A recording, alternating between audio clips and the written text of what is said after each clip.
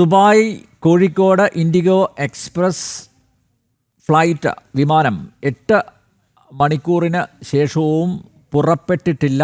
പുലർച്ചെ 3:30 ആയിരുന്നു 6E1474 എന്ന വിമാനം പുറപ്പെടേണ്ടിയിരുന്നത്. യാത്രക്കാർ വിമാനത്താവളത്തിൽ തുടരുകയാണ്. ഷിൻസ് സെബാസ്റ്റ്യൻ ചേരുന്നു. ഷിൻസ്, എന്തുകൊണ്ടാണ് ഈ കാലതാമസം?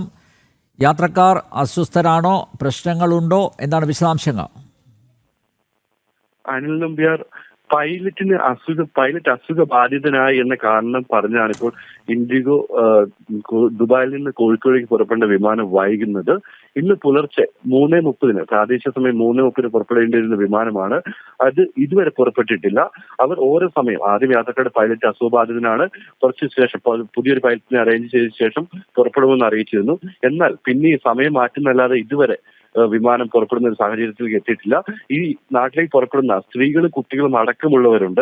അവർക്ക് ഒരു ദുരിതത്തിലാണ്. 8 മണിക്കൂറോളം വിമാനത്താവളത്തിൽ കഴിയുക എന്ന് പറയുന്നത് വളരെ ബുദ്ധിമുട്ടേറിയ കാര്യമാണ്. അവർ പലരും ഭക്ഷണം അടക്കമുള്ള കാര്യങ്ങൾ കിട്ടിയില്ല എന്ന് പരാതിയും പറയുന്നുണ്ട്.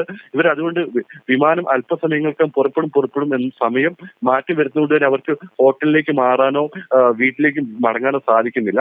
അവർ യാത്ര തുടരുമെന്ന പ്രതീക്ഷയിൽ വിമാനത്താവളത്തിൽ കഴിയുകയാണ്. പ്രവാസികൾക്ക് നിരന്തരമായി നമ്മൾ കാണുന്നതാണ്, നിരന്തരമായി പ്രവാസികളുടെ യാത്രാ ദുരിതം. അതിന് ഒരു പുതിയൊരു ഇത് കൂടി ചേരുകയാണ്. അപ്പോൾ ഇവർക്ക് നാട്ടിലേക്ക് അത്യാവശ്യം നാട്ടിലേക്ക് പോകേണ്ട പലരുമുണ്ട്.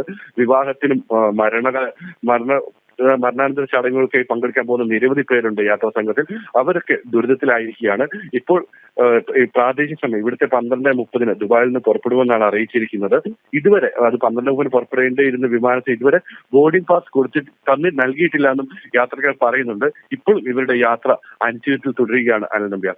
യെസ്, ദുബായിൽ നിന്നും ഇന്ന് പുലർച്ചെ 3:30 കോഴിക്കോടേക്ക് പറക്കേണ്ടിയിരുന്ന 6E1474 എന്ന ഇൻഡിഗോ എക്സ്പ്രസ് വിമാനം ഇതുവരെയായും പുറപ്പെട്ടിട്ടില്ല. യാത്രക്കാർ അസ്വസ്ഥരാണ്. ഇവരൊക്കെ വിമാനത്താവളത്തിൽ ഇപ്പോഴും തുടരുകയാണ്.